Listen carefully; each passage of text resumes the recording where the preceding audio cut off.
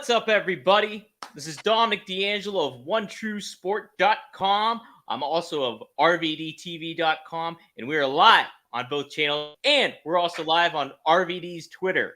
So, guys, we hope to get a great audience here, and we are back. Fonzie is back for Right Down the Middle, episode 4, I think it is. I think this is our 4th one, Fonzie. It's good to have you back. Episode 4, Daddy. Yeah, it's good to have you back. How was your vacation? Thanks, man. Thanks for having me on the podcast, and thanks for everybody who's been supporting us. We're getting good feedback. We're starting to get a good following. We had thousands one of the times. That was flattering, and thanks to everybody. And you guys send in the questions because I got 44 years of being on the road, so I got a lot of stories, Daddy. Absolutely. And Fonzie, the game plan is, I had a good idea, is if you guys want, we're going to do a little giveaway. So what the game plan will be is that if you use the super chat, you'll automatically be entered into the giveaway to win that sweet, here, I'm going to pop it up here, to win that sweet ECW tracksuit. Look at that thing. That is, so those come sweatpants and hoodie, right, Fonzie? Correct. So if you, ECW, all you have, yeah, look at that. RVD, Sabu Fonzie, Hardcore Legends Tour. Heck yeah. So, guys, if you want to enter to be entered into the contest to get that, just put in a super chat. This might be over two episodes that we'll do it. So, if you put in a super chat, you automatically be entered. And at the end of when we do the episode, a couple episodes down the line, we'll announce a winner for that. So yeah, absolutely. Now we're continuing to give away stuff like 8x10s, and we're giving some cool stuff, some Fonzie merch, and I got some hats coming out and all kind of cool stuff. But yeah, I love giving stuff away. Absolutely. And guys, if you did happen to do this, enter to the contest for when we did it last time with the 8x10s, I got to go back and look and see what exactly happened so I can make sure I get the right people lined up for that. So I'll keep you in the loop with all that stuff. But just it's been a good time. How was your vacation, Fonzie? Oh my goodness! I left on I don't know what day, like the 12th or 13th last month, and I flew from Tampa to Zurich, Switzerland. Had a cool time. Flew from Zurich to Barcelona, Spain, which was one of my favorite places. Then I went to my beautiful, tall, blonde Hungarian wife. Her and I went to Cannes, where they had the big film festival. Tom Cruise and everybody just left. I just missed them by that much. Then we stopped in multiple cities in Italy, and I've seen the Colosseum, the Leaning Tower of Pisa, some all kind of churches that were 1,000 years old. My God, Michelangelo built this bridge. We seen some cool stuff. It was fantastic. The food was unbelievable, and I really enjoyed myself.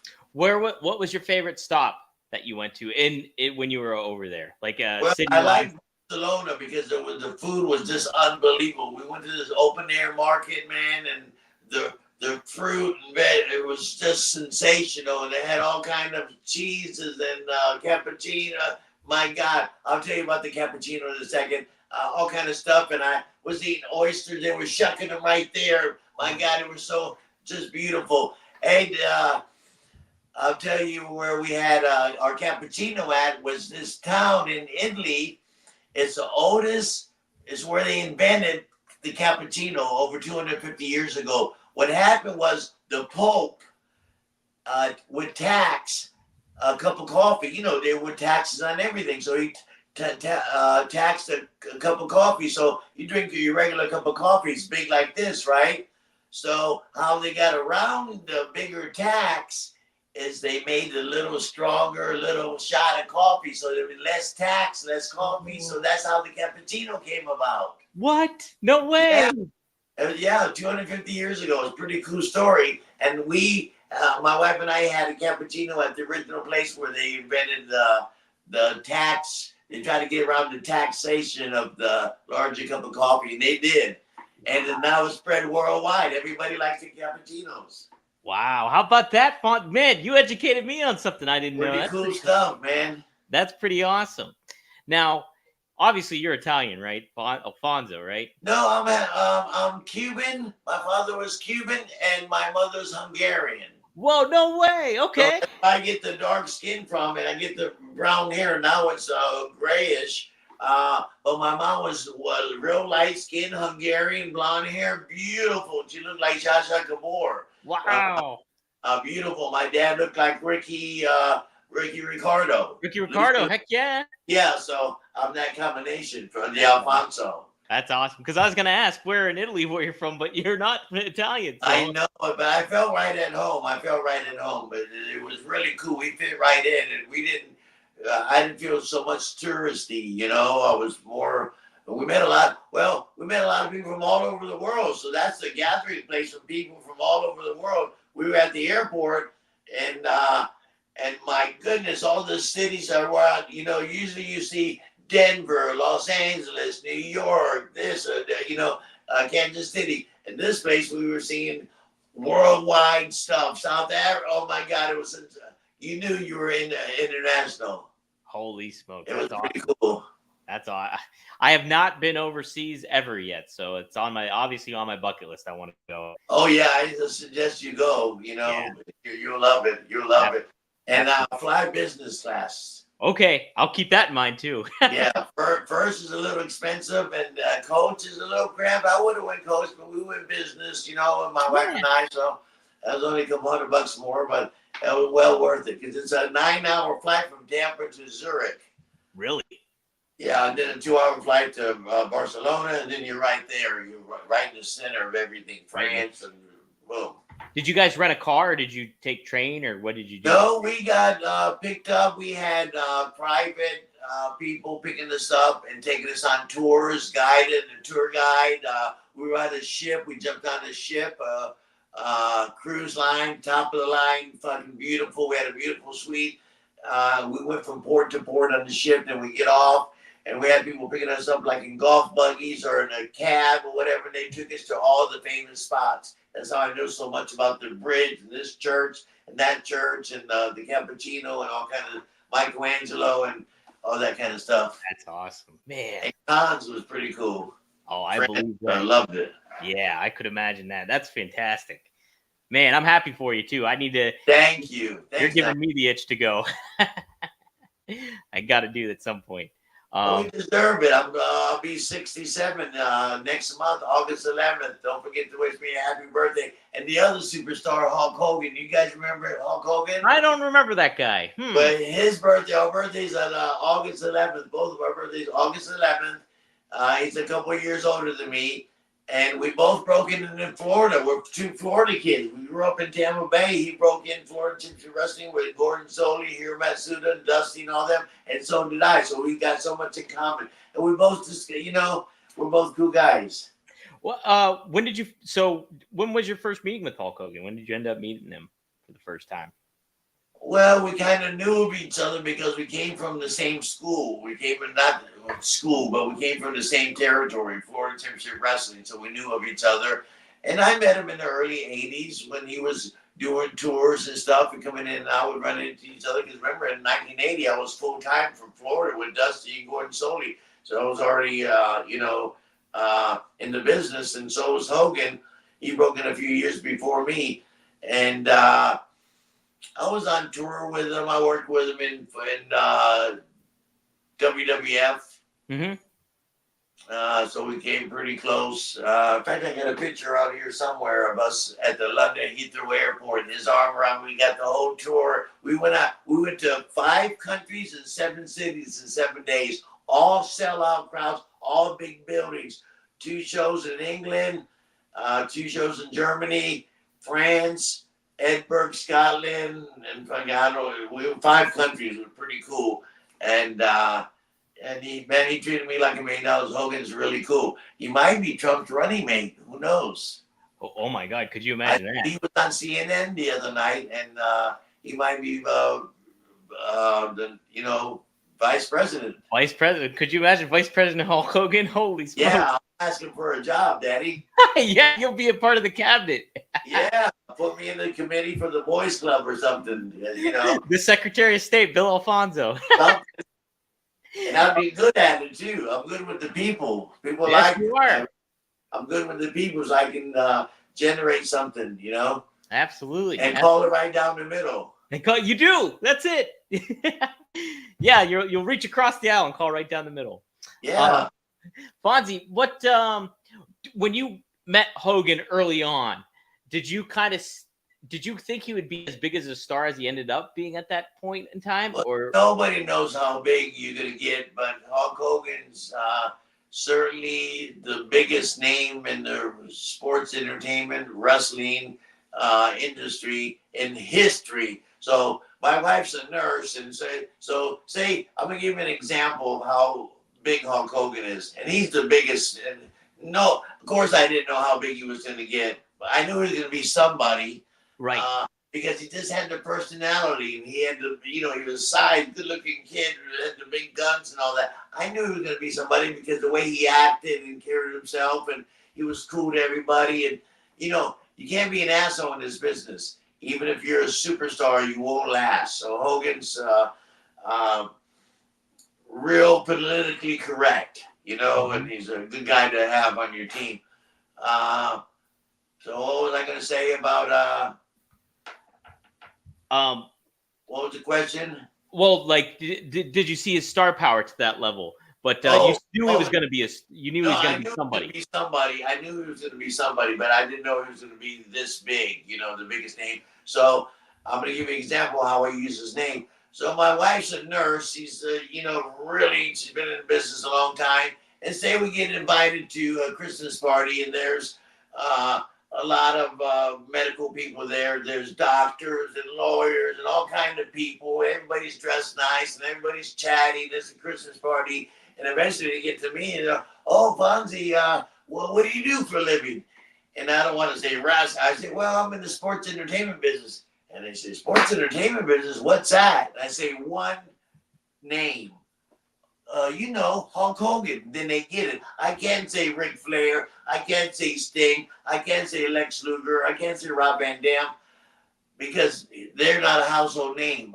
Hulk Hogan is. Everybody knows Hulk Hogan. So I say, yeah, sports entertainment. Hulk Hogan. They know what I do, and they get it every time right away. Right. Yeah. Hogan's the biggest name.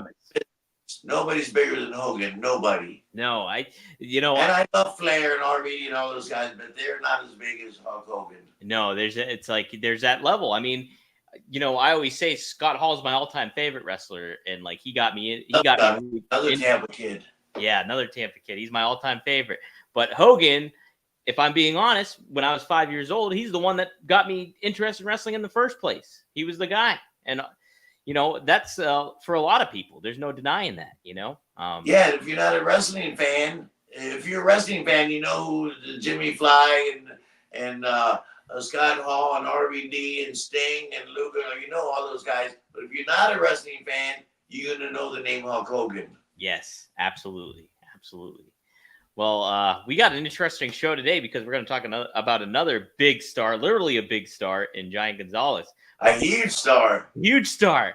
Oh, since we're going to, let me show you a quick pic. Since we're talking about Hogan yes. and Giant Gonzalez, El Gigante, you remember Hogan's TV series, Thunder in Paradise, was filmed here in Tampa Bay. That's right. He had the big boat, and Jack Lemon's son, Chris Lemon, was his co-star, and Carol Auld, who loved me, by the way, she was, in the thing, and so... And they, in one of the episodes, they wanted Giant Gonzalez to come play a bad guy in one of the episodes. And yeah. So we did, and here's a pic of, this is on the set of Thunder in Paradise with, he sees all dressed up as guerrilla warfare. And then Hogan, we took this picture, and Hogan's not a small guy. No. I'm 5'9", almost. So take a look at this picture of the size difference. Look at that.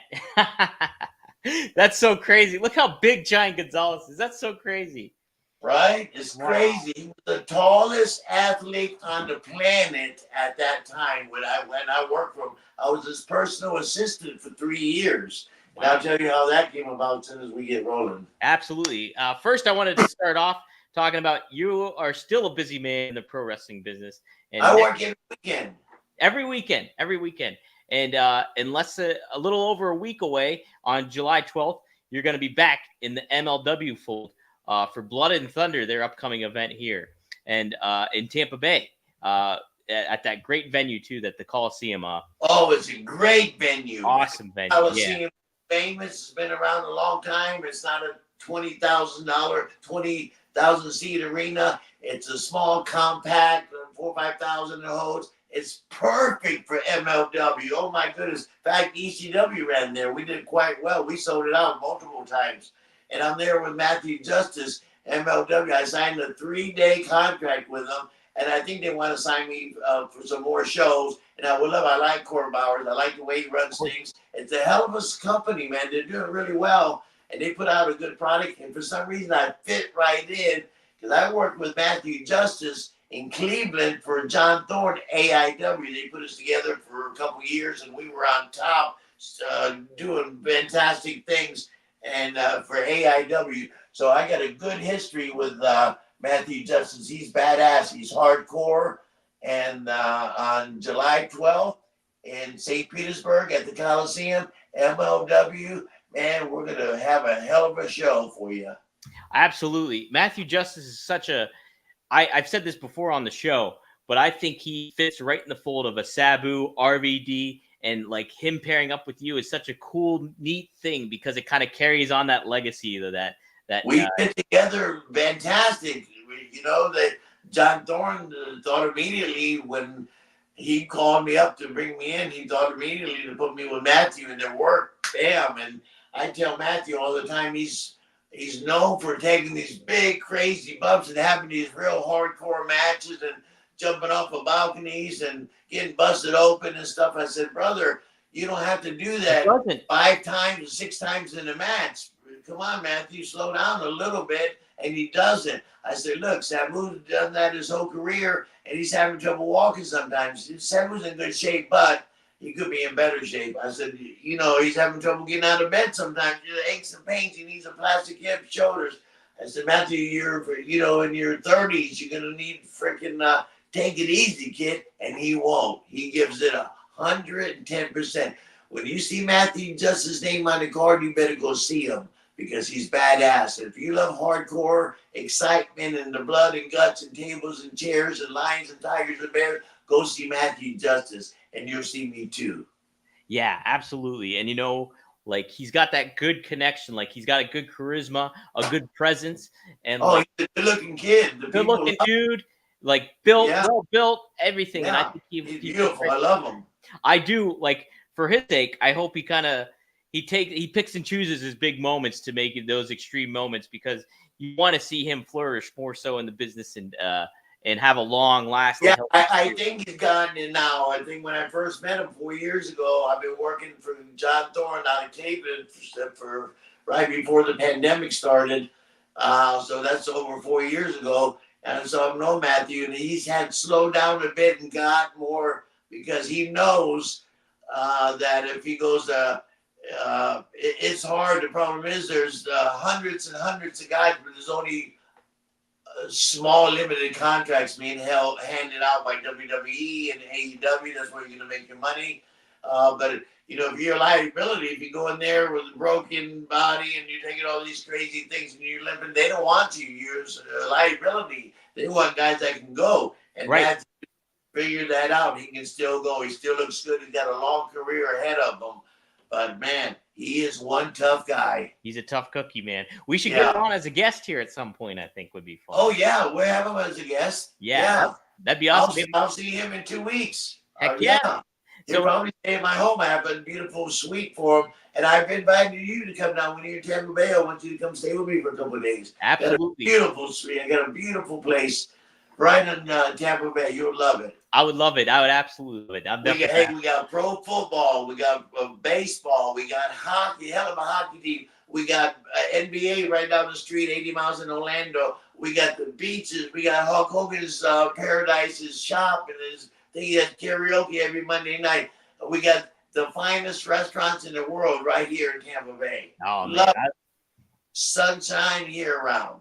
I love it. I got to, when I was down there for Royal Rumble, covering Royal Rumble, that was the first time I was down there in St. Pete. and Tampa. And I love St. Pete. It's such a cool little city area and stuff like that. It feels like a South Pittsburgh almost. That's what I kind of Yes. vibe. I was born and raised here, so I'm lucky. I was born right in here in Tampa. Man. Yeah, you are lucky. That's awesome. 66, be 67 years, August 11th. Yeah. Oh man, that's awesome. Jeez, that's great. Yeah. Hulk Hogan's my dad's age too, by the way. They're the same age. I think he'll be 71 or 72. 71. He'll be 71. Mm-hmm. Yeah, he was 3 or 4 years older than me. Yeah. Exactly. 4 years older than me. Exactly to the day. How about that? That's crazy. How about that? Both Tampa guys. Yeah. So before we get to the topic at hand, wanted to ask you too about a guy you know in the news that got in the news, Cold Scorpio, and what happened with him. And I wanted to get your perspective on that. Obviously, you worked with him plenty of times and everything like that. And you guys are good friends, so I wanted to get your perspective on that, Fonzie. In fact, with Scorpios this Friday, I'm flying into Philadelphia. I'm doing a show at the ECW Arena Saturday. And so I'm flying in Friday. We're having a big dinner at Todd Gordon's house, one of my best friends in the business. Sandman, Todd Gordon, Fonzie, and Cold Scorpio. And, of course, Todd's wife and maybe a couple other people. We're getting together for a little celebration. Then Saturday afternoon, we're going to there's a wrestling store on South Street in Philadelphia. It's easy to find on social media. It'll be Sandman, Cold, Todd Gordon, and Fonzie signing and, at the wrestling store. And then I have a show that Saturday night, so I'll see Scorpio. He had an unfortunate incident, Scorp is a licensed security. He's a licensed security agent, and he's licensed to carry a gun. He's licensed to carry a billy club. He's licensed to do this. He's licensed to do that. He had to go through all kind of hoops to get his thing, and now he's been doing that for a long time, and he does really well at it. He's very good.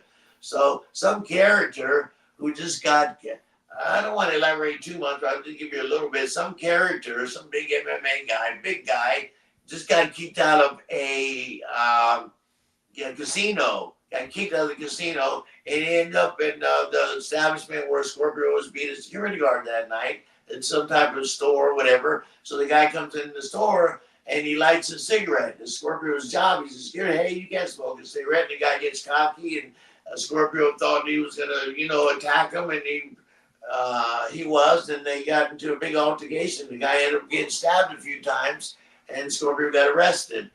But charges are going to be dropped, I'm pretty sure, but he's got to go through some hoops, some legal matters. Scorpio's a great guy. He's a licensed security, licensed to carry a gun, licensed to do this, licensed to do that, defended himself. So we'll let the justice work it out, and I don't think there's going to be a big problem for Scorpio. But he did get arrested, damn it, and it kind of pissed me off that he got they took him off a couple of shows. They took him off of a show because he got arrested. They took him off a show he was on in Japan, and they took him off of that until he gets his name cleared back, and which is going to be no problem. But it's a hassle. Damn it, Scorpio. I feel terrible for you because of the incident, but he did the right thing. He protected himself. This guy was way out of line, and who knows? This guy might have, who knows what this guy was capable of. That's it, man. It's like Scorpio put him in his place. Right, and you were telling me off air how tough of a guy Scorpio is, much like RVD. And Scorpio is a tough, badass guy. If I ever got in a fight with 10 guys, I would want Scorpio on my side. He is badass. And for him to get in an altercation and have to use some type of instrument to, so the other guy was very intimidating, I guess. I haven't seen a picture of him, but, the MMA guy or whatever. But for Scorpio to, defend himself in the way he did, well, that's what happened. That's it. So if you're getting put in a situation like that, and like you don't know what a guy is capable of, and you have to you got to defend yourself. That's it. That's the So if anybody in Philadelphia area, come see me, Sandman, Scorpio, and Todd Gordon at the wrestling store on South Street in the afternoon. You can find it on the internet. Not hard to find. It's right on South Street. It's like 2 blocks from Jim's. Jim Steaks. Yes, I love Jim's Steaks. that is my favorite place to have Phillies. That's my favorite cheesesteak, I think. Fonzie. Yeah, now they got them at the airport. I just was there Sunday, flying back. I was last Sunday. I was in Indianapolis where the Colts played.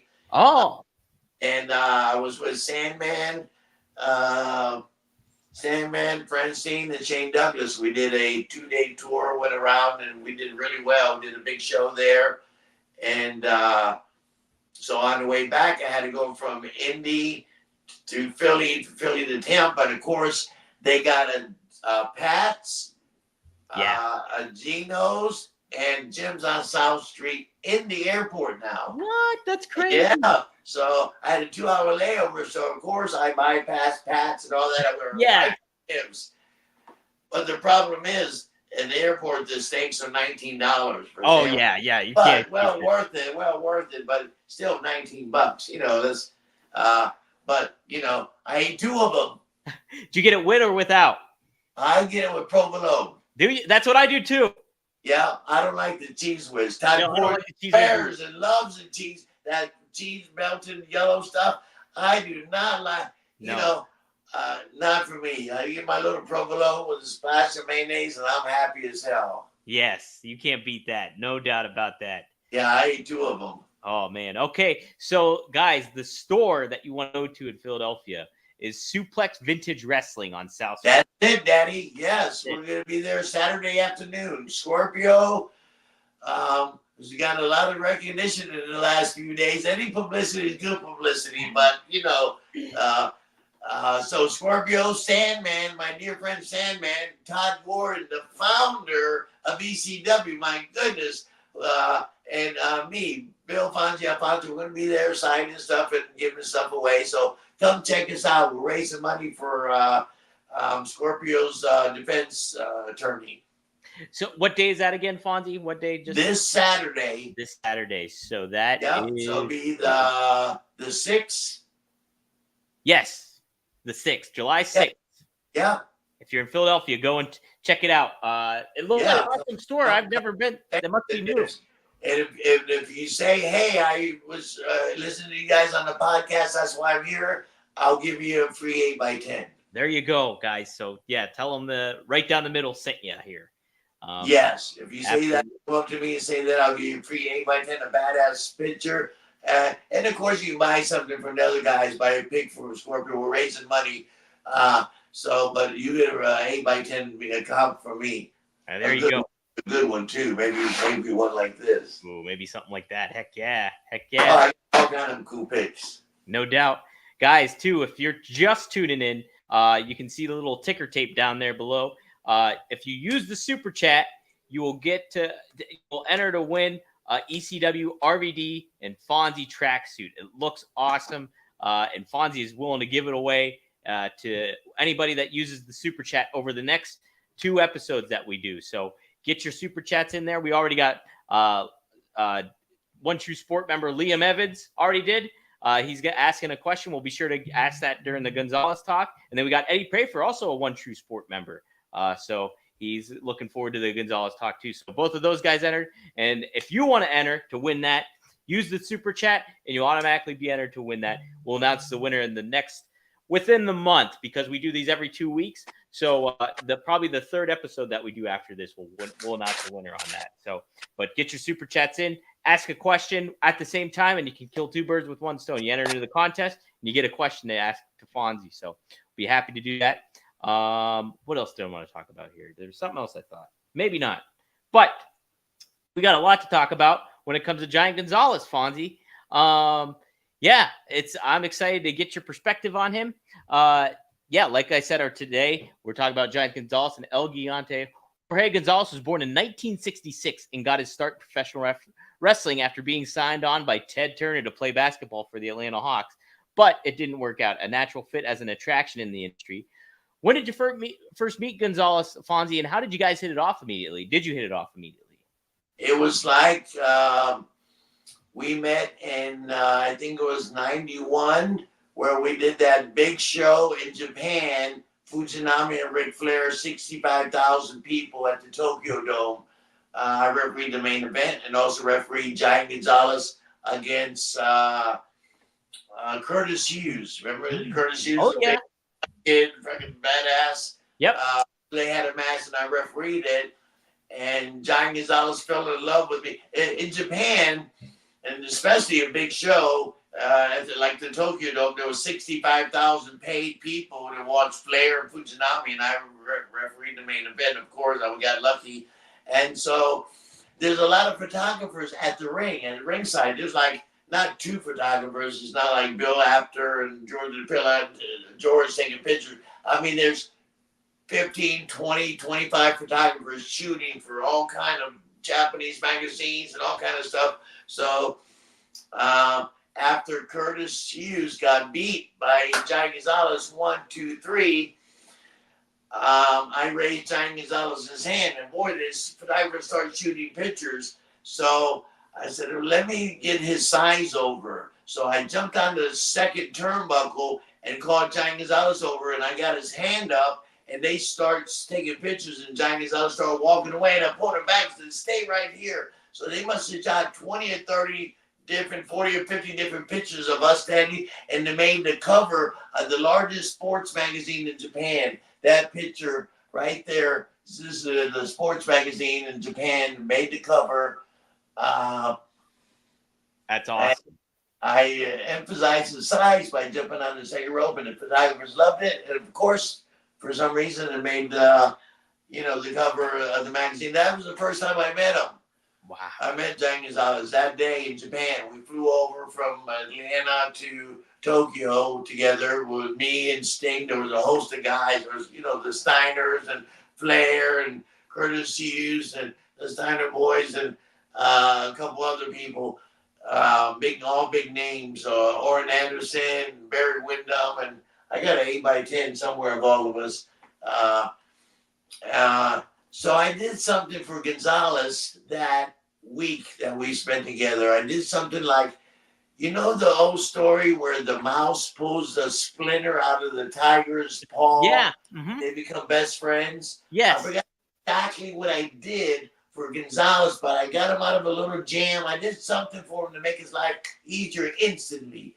And we hit it off, not so much because of that. We just hit it off. Mm-hmm. We became inseparable. And in fact, I wasn't working for WCW. I didn't have a contract yet. So after that night, I did so well in the main event, Fujinami and Ric Flair. And then I made the cover of the magazine, and I did this. And Dusty called me aside and says, Fonzie, it's going to happen for you, baby.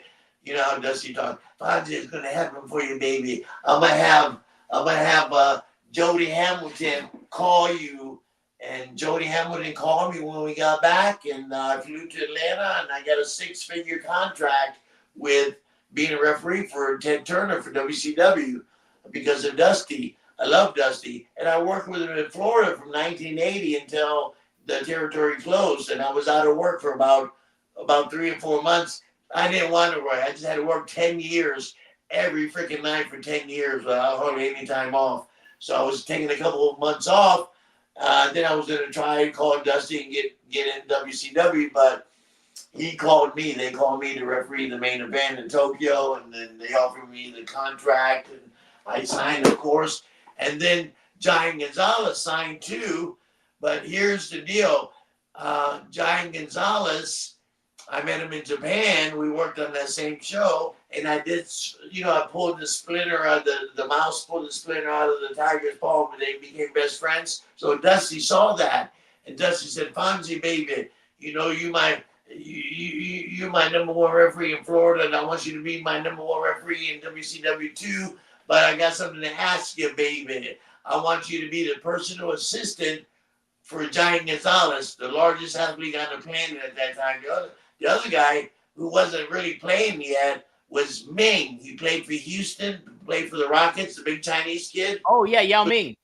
Yeah, he was as tall as Gonzalez, but he wasn't around yet. So Gonzalez was actually at that time the tallest athlete on the planet. Nobody as tall as Giant Gonzalez. And Dusty asked me to be his personal assistant.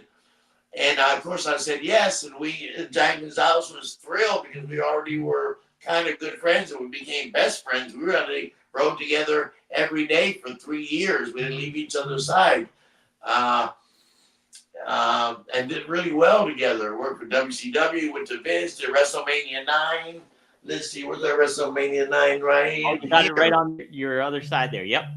Yeah, WrestleMania 9, Dad, Caesar's Palace. There he is. Oh, And there one it of the is. main events against The Undertaker. And look who's calling it right down the middle, Daddy. That Heck would yeah. be Fonzie. Uh, and here he is with Tatanka. He had a match with Tatanka. Remember the Tatanka, the big famous Oh yeah.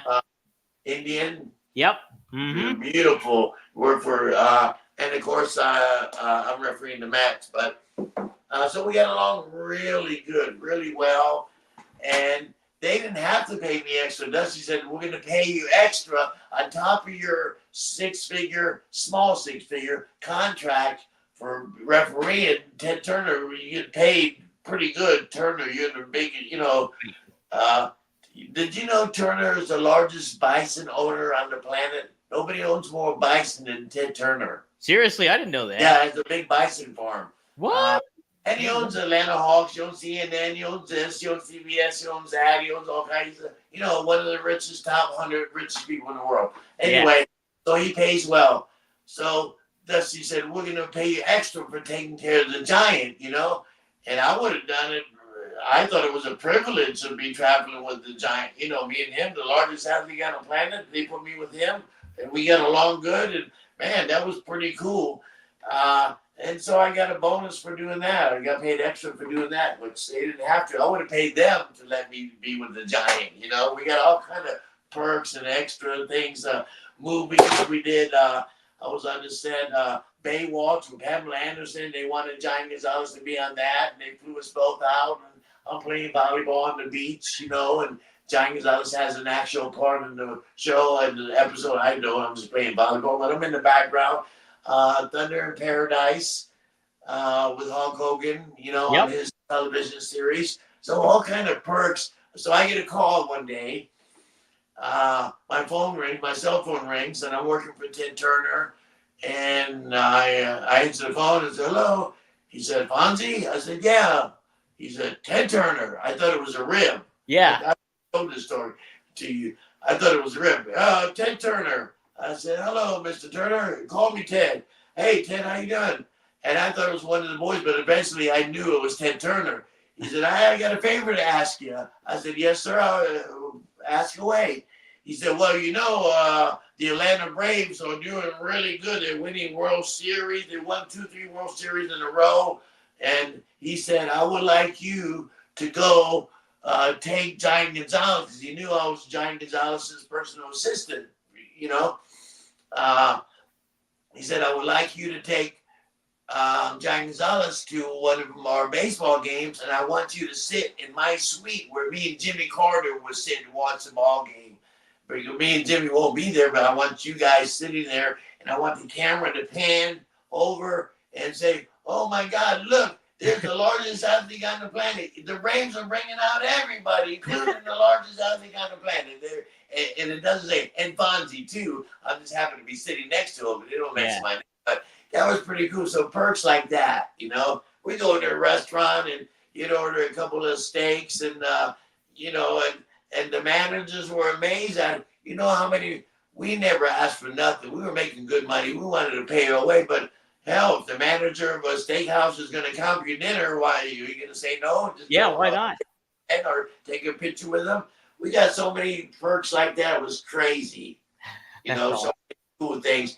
And the women loved them. Oh, my God. And I'm not talking about girls at the arena, not the wrestling fan girls that are kind of hang out with the boys. They like the guys. I mean, him and I would go into like the Mall of America.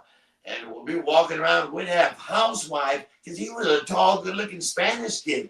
He didn't have, he had the Giants disease. There's a name for it, Gargantism or whatever it is. And it makes your jaw protrude and your bones grow and your forehead big and your odd shape, your face structure, your body starts changing.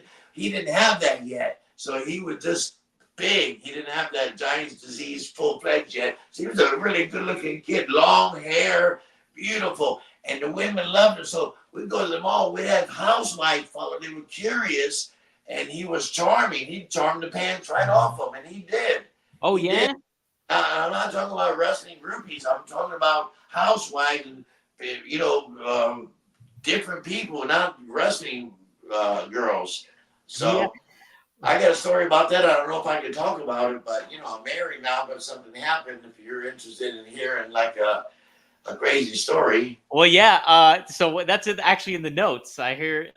So we have what is it here? Yeah, you told the fun story about having to be the opening act for Giant. okay, let me tell the story. Okay, tell the story. So my job, um, Dusty hired me to be the assistant for the largest athlete on the planet, and we traveled together. He didn't, uh, it wasn't demanding, but it was my job, and we wouldn't have ever split a room. We'd say if they're married, I'd be in 601, he'd be in 602. I'd be right next to him, in case he needed something. So it'd be usual for me to get a phone call at 2 o'clock in the morning, and he said, "Hey, Fonzie, I'm sorry, but I'm a little hungry. Would you mind?" I said, "What do you want, Giant? You name anything on the planet, I'm going to find it for you." Yeah. And that's my job. You go get him a hamburger, 6 hamburgers or a steak or whatever you want. It's my job. And get paid for it. Plus, I enjoy doing stuff like that for him.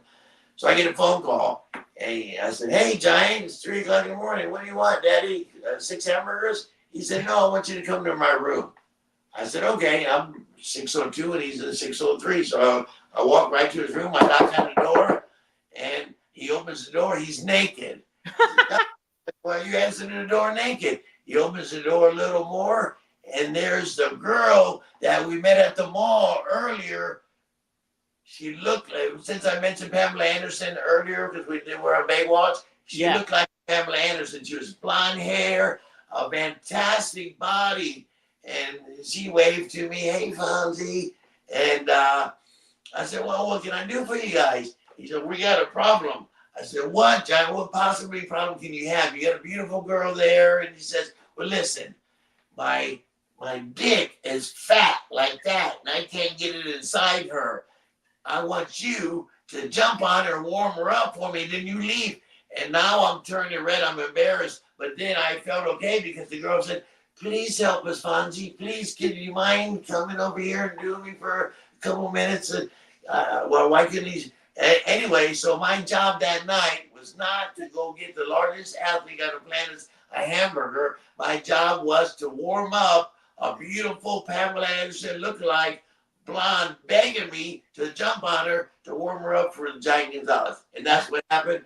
And he never forgot. He thanked me all that. "Oh, remember, Fonzie, when he warmed up the girl?" That was only a one-time deal. That wasn't very unusual. I've got plenty of phone calls where he says, "Fonzie, go give me 6 eggs scrambled with 8 pieces of bacon and 3 pieces of toast and hash brown." So I get phone calls like that all the time, but not too many phone calls where I had to warm up a beautiful girl that we met in the mall. How about that, man? That's some great personal assistance right there. Cool story, right?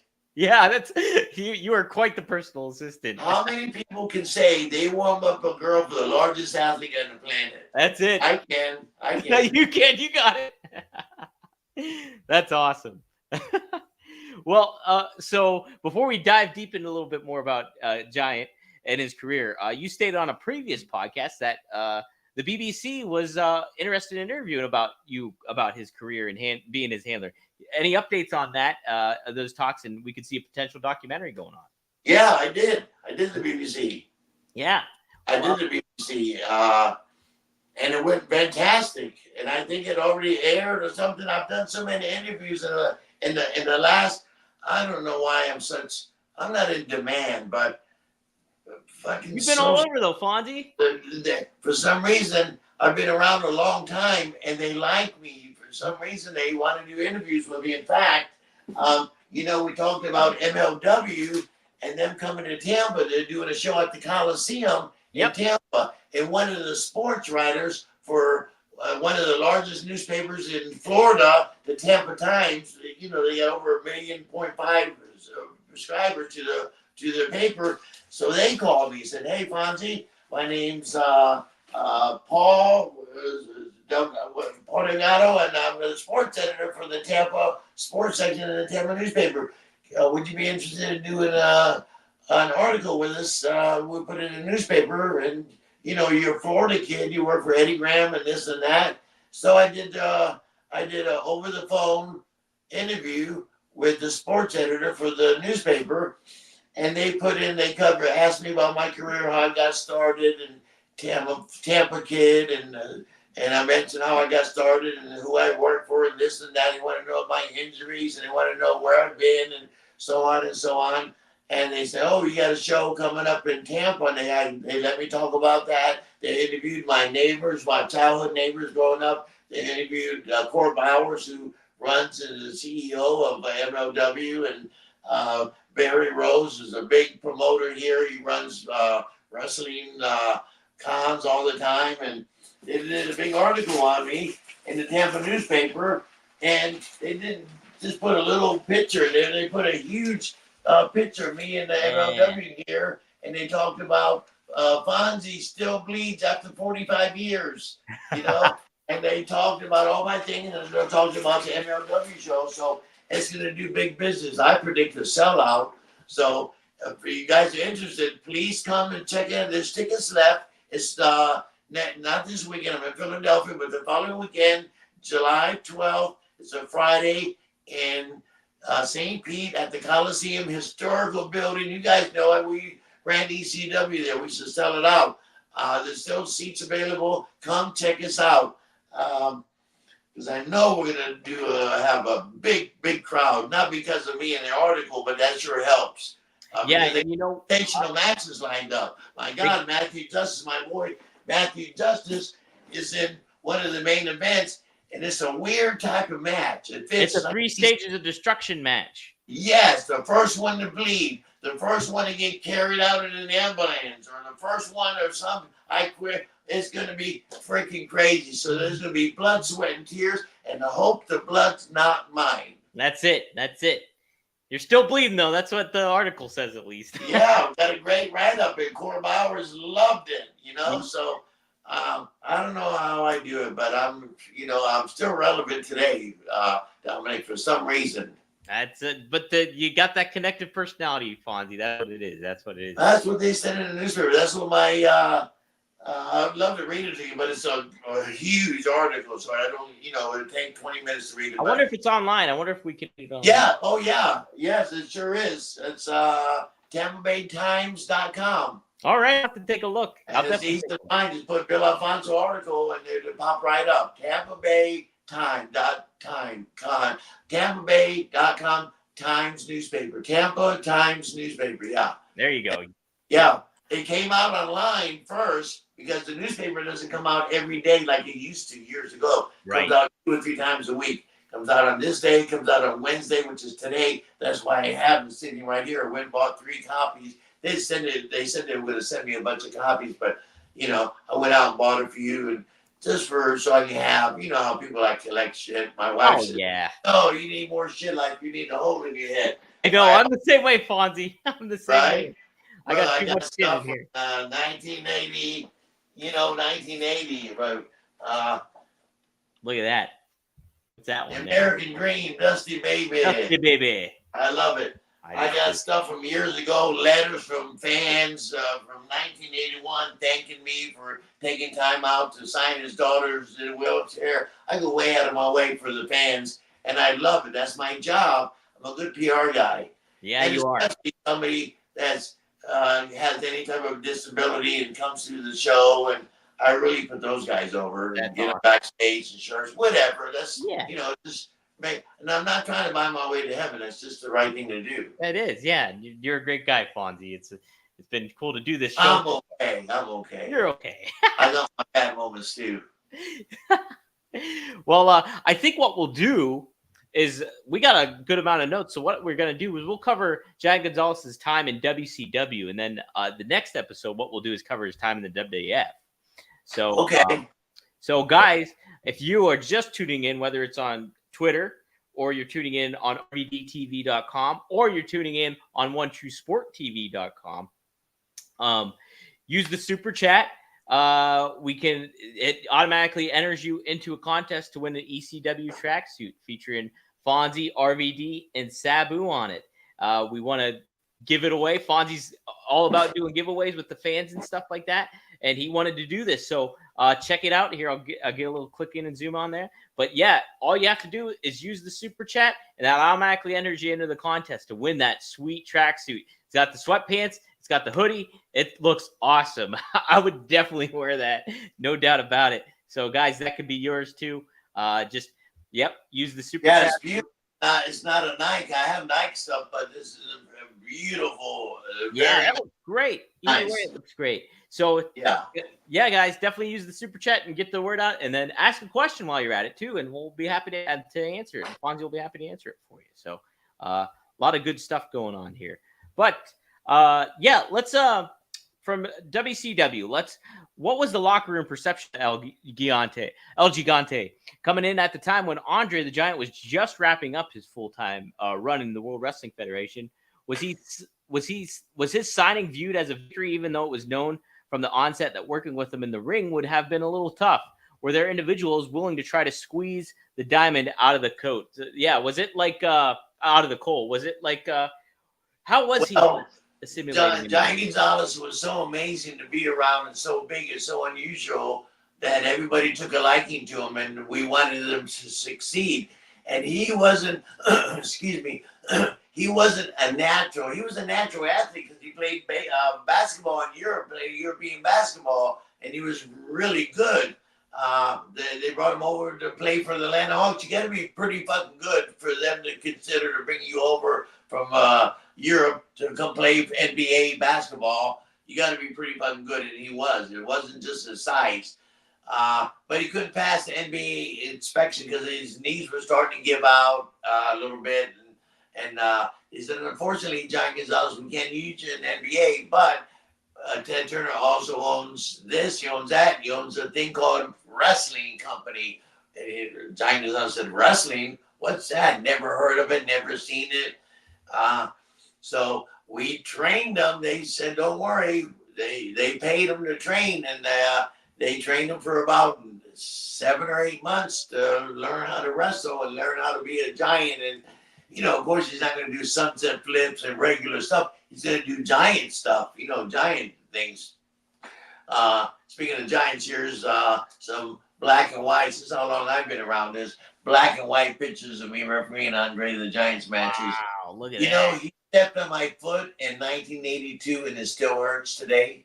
I believe it. That's a true story. He cracked my bone, that top bone in my right foot, and about once or twice a year, my foot swells up. I thought it was the gout, because I'm getting older and I drank and I eat steaks and all that. I thought I had the gout or something. Went to the doctor and he said, no, you got a hairline fracture and it didn't heal properly. That's why it swells up here. That's from Andre the Giant. So that's a true story. Giant stepped on my foot in 1982 and it still hurts. Great story. But that's crazy. So they trained Giant Gonzalez, and when he was ready, they put his outfit on and called him Giant Gonzalez. I mean, El Gigante. Called him El Gigante. And he was so amazing that people wanted to see him succeed. So they would go out of our way, even though he wasn't a natural in the ring, but he kind of got it. And they weren't asking him to do stuff, regular stuff. They asked him to throw him into the big foot or put the claw on him or choke slam somebody or, body slam, but no normal shit. So he did, 8 or 9, 10, 11, 12, 13 things, and that's all he had to do. His size got him over. So we went out of our way. Everybody in the locker room, from the referees to all the wrestlers to the agents, went out of the way to help this guy succeed. And he did pretty damn good. Even though he wasn't fantastic in the ring, he didn't have to be. His size is what got him over. That's what does it exactly. He had a presence about it, and it's cool he had a good personality and everything like that, huh? So he was great. Yeah, people loved him. He was a joker. He was he was smart. He was witty. He was handsome. He was polite. He was debonair. He dressed nice, and people liked him. Like when I first met him, we got along. Boom, we were naturals together. We just loved each other. He's a very likable guy. The women liked him, the wrestlers liked him, everybody liked him. Well, did his signing come out of the time when Ric Flair still had the book in WCW? Who were some of his biggest advocates behind the scenes for him, like wanting to see him succeed? Did he have some guys? Everybody wanted to see him succeed. Yeah. Because they knew he wasn't going to be Andre the Giant, and they knew he was only going to be around for limited time, because he was starting to have health issues after about a year in business. He became diabetic, not a heavy diabetic, but we had to watch his blood sugar, and then, had to take medicine for diabetes, and his joints start hurting him, and the Giant's disease started taking over a little more and more. His joints were having problems, so we knew he wasn't long for the wrestling business. So we're going to get out of him what we could for the next 3 years. So he was in the business 3 years. He lasted 3 years and got out by choice. He could have stayed another 4 or 5 years, but he said, I made enough money.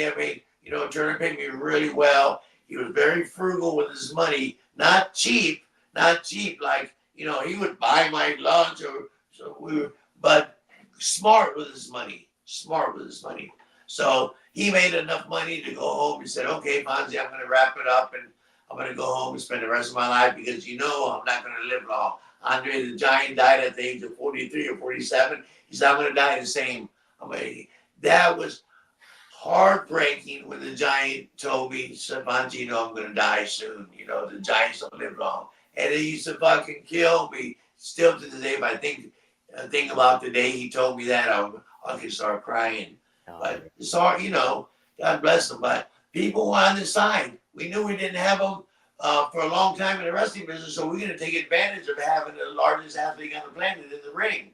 And he did quite well. Well, look, he was Vince McMahon liked him well enough to put him in WrestleMania 9 in one of the main events against The Undertaker. And, of course, I caught it right down the middle. WrestleMania 9, that's the biggest platform on the planet. What's bigger than WrestleMania? Right. Yeah, that's exactly Nothing. it. So for him to be, he was good enough to work with The Undertaker. They didn't have a barn burner match like Flair and Jerry Lynn, but they had a hell of a little thing. Good enough for WrestleMania 9. Absolutely. As you're working with him in WCW, did you have an itch to be his manager at the time? No, because they just brought me in the referee, and I was in. I had no desire to be a manager. I just wanted to keep working and be a referee, Yeah. And the referee and the managing part came in with Paul Heyman, my dear friend Paul. You see him up there somewhere? Oh, yeah. Yeah, Paul Heyman. That didn't come into play until I went to ECW, and I came in as a referee.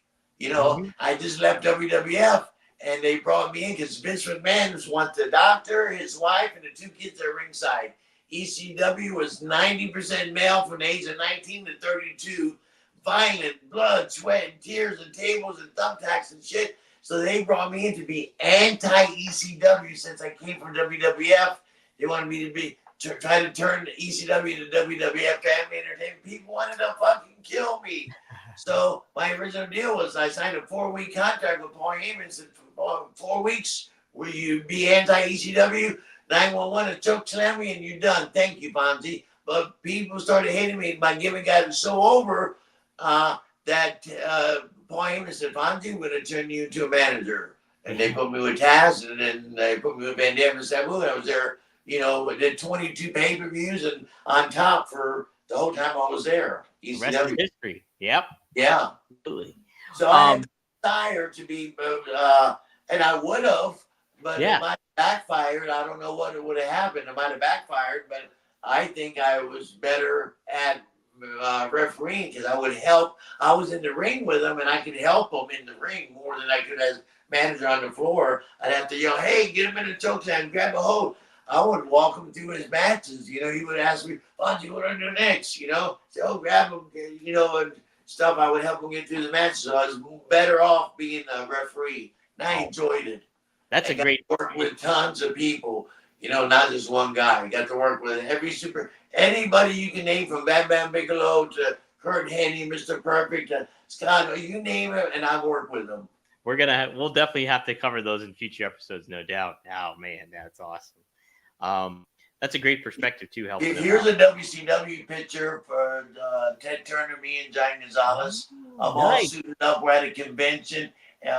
Or we might have been in Japan doing some PR work.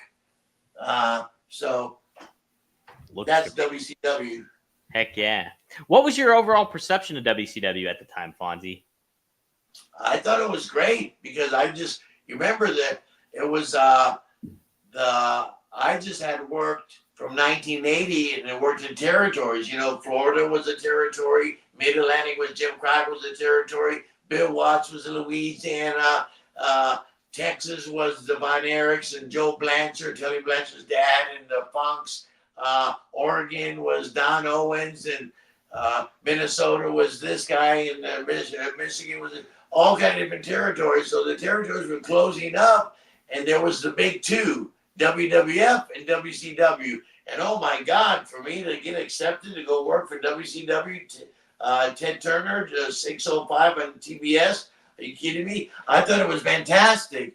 And Dusty was in charge. I just had worked with Dusty. I was Dusty's left-hand man in Florida.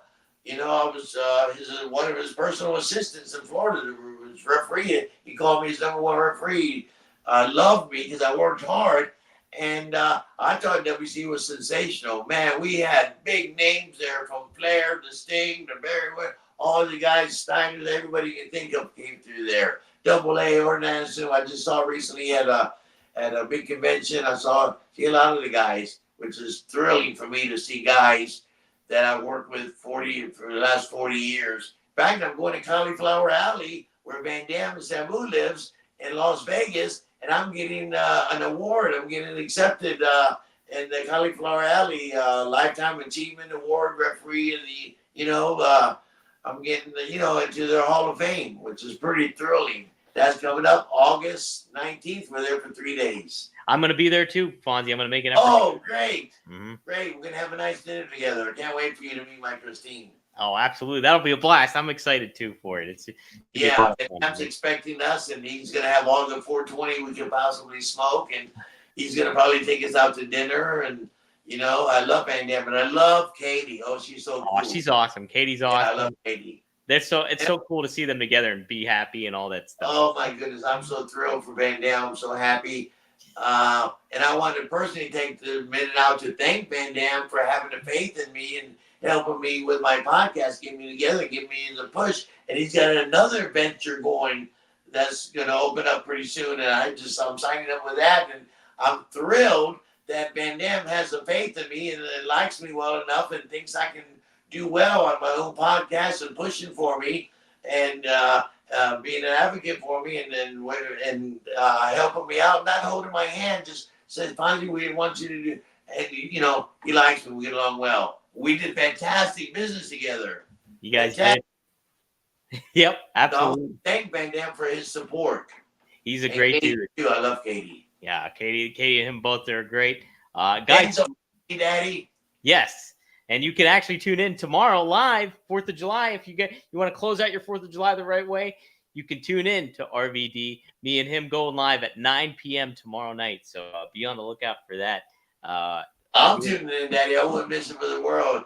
Van Damme doesn't just talk about wrestling, but he's a very smart guy. He's good with his money. He's made money. He's good with his money. He's politically correct. He's not afraid to bring up topics that people are taboo. He speaks his mind. You know what I mean? And he's usually he always does a very good job at what he does. Absolutely. He doesn't talk about it unless he knows. He doesn't guess. He's not a guesser. I guess that it'll be all right. I guess this guy. No, Van Damme's got, he speaks the truth. He speaks the truth. Yeah, and it's so neat. He does his RVDologies at the end of the show, so he gives like a philosophical advice. It's so fun. Yeah. I feel blessed to be able to do the show with him a lot. Yeah, and he's smart, and he believes the good side. The good and bad side in life. He's on the good side, believes in the karma and all that, and it works for him. Yeah, it works for me too. Absolutely. Did you see his A&E biography yet? Did you get a chance to watch I was all over it. I didn't get a chance to see it yet. It's great, Fonzie. It's great. You will really like it. I don't have a speaking part in it, but I'm in some footage of me managing them, so I'm throwing them in a chair and doing something. Yep. I've heard I'm in it. I haven't seen it, but you'll really like it, Fonzie, when you get a chance. Yeah, I can't wait. In fact, I might look at it tonight. Why not? Tune on in. It's good stuff, guys. I highly recommend. And that's what we talked about on the last episode. So, guys, if you want to tune in, check it out on rvdtv.com and give it a watch, because Rob I asked him some questions. He's got some great stories that aren't on the documentary. So be sure. Oh, yeah. RVD's got fantastic stories. And what a tough guy, too. Yeah. And boy, he made my job easy when, he didn't invent a lot of stuff, but who was jumping from doing an event the coast to coast from one turnbuckle? Yeah, Van Terminator. We talked about that, Fonzie. We went in depth about that. Him doing the Van Terminator and how nobody did that at that juncture. And I told him too. I was just a kid at the time watching ECW, and when I saw him first do it, I was like, I didn't know that's humanly possible for somebody to do. And usually a lot of guys can't do that because Van Damme's got these thighs on him. He's naturally gifted. Plus, he works his ass off in the gym, and he excels his time. But, man, God gave him extra something, which a lot of guys, nobody was doing at the time. He does all kinds of stuff. He's in the World Book, the Guinness World Book of Records of him doing the split, holding up the Van Damme lift. Yep. And I'm right behind him. You are there. Yeah. So he holds the record. I think some guy might have broke it. He did. But Van Damme held it for a long time. And that's how limber Van Damme is. And he believes in stretching. So all you young, talented, future superstars of professional wrestling, take Van Damme's advice. Make sure you stretch and you warm up before your matches, or else you burn yourself out. That's what's giving him longevity. That's one of his secrets. Yeah. It's no secret. He shares it, but he believes in stretching. Stretching, yeah. Stretch. Warm up. That's been the whole thing of him too. Yeah, he's all about that, and and man, he still can go. Hasn't missed a beat. Yeah, he's badass. Yeah, I've done several shows with him in the last year. We did a big show at Kellogg's Arena, Battle Creek. Sold half the building out. They just have one side sold out. We worked with Brian Cage. Had a hell of a match. We just did something recently. We had another hell of a match. We do podcasts. We do signings. We do all kinds of stuff together. We were just at WrestleMania in Philadelphia. We did a show together at the ECW Arena. I managed him at the ECW Arena. I forgot who we worked with, but he beat his ass, and we had a sensational match. Mike Bailey. I was there for that. Oh, yeah. Had a great 1-2, bam, bam, bam. And he hasn't missed a beat, like you said. And he's no spring chicken. Van Damme's not 21 no more. No. He's not 21, but he moves like he is, though. He still goes, and I believe what he says. His longevity is about stretching and taking care of his body and hitting the gym and warming up before these matches. A lot of guys going cold in the rip. Well, you get hurt anyway, but you preventative is what he's doing with all the stretching and stuff. All the stretching helps out. It definitely helps out. Yeah, guys. Be sure to get your chat in. Use your super chat. Get entered into the contest to win the track jacket there, the track suit there, and just to get beautiful Puma. Yeah, beautiful stuff. Fonzie, so Gonzalez, he winds up wrestling a handful of matches with the Horsemen, of all people. He teamed with Paul Orndorff and the Junkyard Dog at 1990 Great American Bash against Sid, Arn Anderson, and Barry Windham. This is about as protected as one could be, wrestling with some of the best of all time in tag team scenarios. Do you think that's ultimately the best way to use Giant Gonzalez was in these kind of situations? No. You can use them in singles. I think that was the bigger attraction in singles, but putting him in the tag match made his life easier. And when everybody wrestled and they finally tagged the Giant in, boy, when the Giant stepped over that top rope, got in the ring, it's the guys he's working with, their job to put him over. Oh my God. And people fucking loved it. People loved it. They want to see their Giant get their hands on these bad guys, and he did. And thank God he had good guys to work with. You know, Double A and Barry. Who's better than those guys? Nobody. Uh, so he could go. Giant Gonzalez was very useful in a single match and as well as the tag match. As well, yeah, yeah. Made his life a little easier in the tag matches, but you know, he did well in the singles. Look, who's right here? WrestleMania 9 doesn't get bigger than WrestleMania 9. That doesn't it gets bigger than WrestleMania 9, but doesn't get bigger than WrestleMania is what I meant to say. Right, exactly. Any memories of what someone was like Arn Anderson or Barry Windham would have had to say about working with Gonzalez back at the time? Like what they thought about Well, working I with him? heard no negativity because why bring up negativity? Bring up positivity just to help him. You know, if there was something negative that he did in the ring, like he did a move and fucked the move up a little bit, they would help him and correct it so we didn't have that same move happen again. You know, they'd say, hey, Giant, you know, when you threw me in and brought up the big foot, you should have brought it up a little bit higher and let me run into your foot. Don't put it out there and try to hit me with your foot. I'm going to run and take the bump. So they gave him corrective criticism in a good way. No negativity. None of those guys.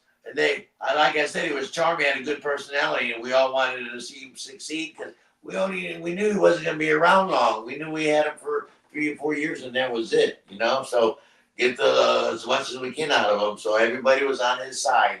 And Absolutely, easy to like. And that's part of the job too. They understand that's part of the job. Thank you. Yes, part of the job. Hell yeah. That's and it. No negativity. Yeah. And there was some of that in dressing rooms all over. In every dressing room in the country, there's animosity and this guy. Well, I should be in the main event, but not with the Giant. There's only one Giant. You know. And Andre was him, and then Andre finished it up, and it was Giant Gonzalez's turn. So, everybody wanted to see him. Like nobody gave shit to Andre. Nope. You know. Nobody gave shit to Andre for sure. No, he was a seasoned veteran, been around the business for years and years and years. But, even though back in the day, nobody gave him no shit. Yeah, right, exactly. Well, and the same with Gonzalez. They had respect because he was an athlete. He played basketball. He was a professional. He was charming. He dressed good. He this, he that. So, he got pats on the back by everybody. Everybody wanted to be around the Giant for a little while. Yeah. Can't blame him there either. And a great guy. What a damn good guy, man. I took him to my home. My parents, my mom had a beautiful lake house in Tampa and took him home. And my mom treated him like his own kid, And we have the golf buggy. We had 10 acres of orange trees and a lake and that. And we spent a week there. We had a week off, which is very unusual for us to have. Wasn't a week, it was like 5 days or something. So we flew into Tampa. I said, Giant, you can't fly to Argentina and spend days there and then come back. We can't do it 5 days. It's just too much. So you come home with me. And then we had a ball. And he loved it. And, I was his best friend in the United States for 3 years. That's awesome. Yeah, what a tandem. What a big help you were too. Obviously, we talked about it in certain ways too. All kind of ways. But so too, I was known as Giant Gonzalez handler. Hey, I got a phone call from Ted Turner. Hey, Fonzie, would you mind bringing the Giant and sitting in my seat in my press where me and Jimmy Carter would sit? Not a bad gig, right? Not a bad gig. Another big man that he wrestled against was Sid in a stretcher match in the first ever Super Brawl. And he beat Sid he got a win over the future WWE champion. Do you have any memories interacting with Psycho Sid either while his time during there or in ECW? Yeah, Sid was cool. Sid was a little tough and he let people know it. You know what I mean? And he wasn't tough with just guys that were not as famous as or not the middle guys or job guys or middle guys. He was tough on everybody. He would in fact he was a little too tough sometimes because he was not hurting people but just a little stiff, but he didn't mind getting his ass beat either. And I liked it. Him and I got along well. For some reason I get along with everybody. And that night that he worked with Giant Gonzalez, he knew he couldn't take advantage of Giant Gonzalez because of his size, and I'm not saying Sid took advantage of guys, but he sure did work hard and beat the fuck out of a lot of guys. But I kind of remember that match. We talked about it a little bit in the dressing room, and he knew Giant Gonzalez wasn't a premier worker. He knew he had to work around his disabilities. He's a fresh guy in the business. He's a new guy in the business, but they were using him. He was the Giant. So we got a lot out of it. And thanks, Sid, for doing the job for Giant Gonzalez. Yeah, absolutely. Yeah, what a presence he is too, man. Yeah, I don't remember the match. I wish I could probably Google the match and watch it. Yeah, absolutely. I need to tune in too. First ever Super Bowl, guys. If you're interested, take a look, tune in and check it out.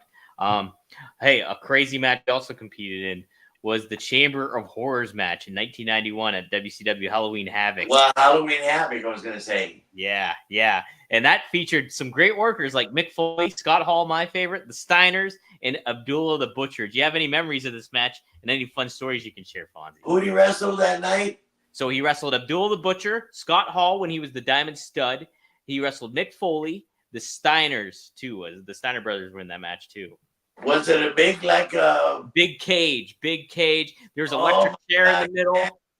And the Giant was kind of freaking out because he was locked up. He got lost for a second, but you remember everybody liked him, so everybody was talking to him, hey, do this, and we don't want to look like an idiot out there. Yeah. One wrong thing, and you could look stupid. So we didn't want that to happen, so everybody was on the side, and of course, Abdullah was Abdullah. He's a little finicky, he's a little temperamental, been around a long time. He thinks he's Abdullah the Butcher, which he is. He believes he should be, he's living. Anybody can get beat, yeah. And still survive. Look at Sandman. I don't think he won a match in 1998 the whole year. They used to beat him 1, 2, 3 all the time. Didn't matter. His gimmick, he got over, walked out, his music, his intro, his beer can, his cigarette smoking, cane swinging freak. It didn't matter if he won or lost, but to Abdullah, it did matter. Yeah. And that was the only one that may have given him a little bit of shit, but I don't think he did. I think it was just maybe my mind, but he got by. We were on that Halloween Havoc and got by and continued to work, Didn't he? I know. What a crazy match. I remember renting that video when I was a kid and watching it. I'm like, what the heck is this? And I was intrigued because Scott Hall was in it. And I was like, I didn't know he was this guy, the Diamond Stud. But it was like, you see Abdullah in there. You see Mick Foley in there. But look at all the characters, man. Yeah. If you tune in, look, Mick Foley, the Steiner brothers were amazing. Yeah. Abdullah the Butcher, the tallest athlete on the planet, Giant Gonzalez. And it was crazy. You tune in and you say, what the hell? And Mick Foley's all gimmicked up. You know what I mean, man? Wow. Crazy night. And Halloween Havoc and Halloween. You know what I mean? Yeah. Just craziness. Any memories of Giant Gonzalez having singles matches with Vader or Cactus Jack? Not specifically that's something that come into mind, but again, I'm preaching about everybody wanted to have them succeed, and if you can have a match with them and make them look good and still get yourself over to a certain degree, Cactus didn't want him to go out there and he beat the fuck out of Cactus Jack for 10 minutes and then pin him 1, 2, 3. What kind of thing is that? So, and the Giant, God bless him, he's so awkward. I told you he wasn't a natural in the ring, so it was hard for him to sell. Say Vader hit him with a fucking punch, and I can see him sell awkwardly. It wasn't the prettiest sell, but he worked around his disabilities, his non-knowledge in the ring. So they did stuff that he could do. Very rarely that they asked him to do stuff that he couldn't do, but every once in a while something would happen, and but everybody worked around him. Yeah, they make it work. It's you deal. I mean, look at all the different wrestlers that come into play. Right. You don't have that athleticism or that ability in the ring, but they have such a look or a presence or even a personality that gets them over, and you have to try to make the most of it. And then you get good workers like an Arn Anderson or a Mick Foley or a Barry. Right. And what Giant Gonzalez had on his side, he was the tallest athlete on the planet. Right. You know, and he stuck out, man. When you see him coming, people are just amazed at him. I was amazed. I was with him for 3 years every day, didn't leave his side. I think he went home 2 times in 3 years to Argentina. He was gone like 2 weeks, and he was gone almost a month. That was only 2 times. He left my side in 3 years. And every day when we would wake up and be downstairs for breakfast at the Marriott, I was amazed at looking at this guy. I said, man, this guy's a God's gift, a God's creation. He looks like a fucking redwood tree. Right. Until you actually see a redwood tree, you don't know how big a redwood tree. You see him in magazines. You seen that famous picture of a car. They got a car driving through. Yeah. They made a tunnel out of the redwood tree and a car driving through it. That's amazing. But to see it in person, it's a different story. To see Giant Gonzalez in person is amazing. You're probably never going to see anybody like him in your life. Right? No. Somebody. There's several tall people, but you don't see them. I know, an absolute rarity, At this time, too, he was only about in his mid-20s. And like being obviously starting off in the business and everything like that. What did you think at that time he thought of the wrestling business? And did he overall, you think, have positive memories of the business at this point in time in WCW? You talking about Giant Gonzalez? Yeah, Giant Gonzalez. I think he had a fabulous time. He didn't know too much about wrestling. When they brought him over to play for the Hawks, and they said, hey, you can't pass an NBA inspection, but we have the wrestling company. He said, what's wrestling? And then they introduced him to the school and tried to train him and so on, until he got into the dressing room and started meeting Flair and Sting and this guy and Steiners and Dusty and this guy and going to these big buildings and sell out and the people and the attention he was getting and how much we cared about him. And Ted Turner, he was amazed. He had nothing but great memories of wrestling. He thought he was a star in basketball. He was an even bigger star in the United States. Yeah. Oh my gosh. Yeah. Yeah. What a present. Everybody's tall in basketball, and everydy's not, 8 foot tall. Right. But he's really 7'7".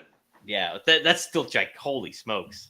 I met Kevin Nash a couple times and everything, and he was humongous.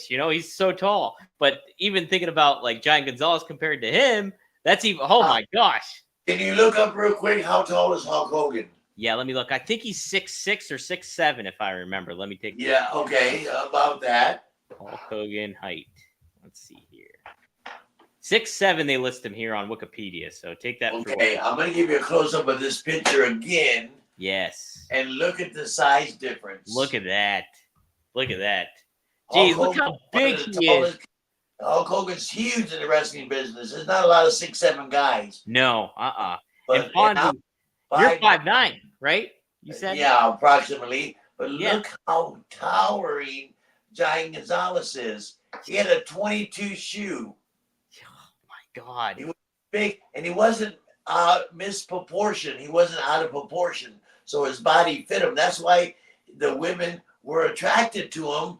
They wanted to see him naked or something because he was well proportioned. It's not like his head was bigger than his neck, or he was well proportioned. His arms, he looked normal, but he was a giant. He looked normal. Yeah. How about that? And like, saw him in this picture. Take Hogan away and Fonzie away. You just saw him in a picture. You don't realize, until you see this guy in person. Yeah. Oh my goodness. I was amazed every morning. I said, wow, God's gift. God gave us this kid, Yes. Yeah. Took him away early. I think he died at 47. Oh my gosh. Yeah. But we'll talk about that on the next episode, some of that stuff. But okay. You said in previous interviews that Jim Herd being brought in to run WCW ultimately led to yours and Gonzalez's departure, and that he wanted to significantly cut your pay. At the time, you pitched potentially going to Japan as a route that the Giant could take. Do you know if anyone else like a Mick Foley or Abdul the Butcher had that conversation and gave the Giant some advice? Yeah, was there anything? Do you remember any of that talk about Jim Herd and going over to Japan? Well, of course I do, because I remember a lot of guys talking to him. Everybody was scrambling to take care of themselves, because Jim Herd wanted to cut everybody's pay, not just mine, not just Giant Gonzalez. He wanted to cut this guy's pay, because we were, in his mind, we were getting overpaid for dollar. See, they were bringing in $50 million a year, but we were spending $70 million to make the 50, so it didn't make sense. You wanted to try to even it out and not fly first class. And just cut the budget, and that's where Giant came to me and asked me for advice. He didn't ask Sting. He didn't ask Abdullah Butcher. He didn't ask anybody. I had been in the business years and years already, and it was worked under Dusty. And he knew how Dusty liked me, and I was in the office to a certain extent. He said, Fonzie, what do we do? He said, I don't want to take a pay cut. I said, me either.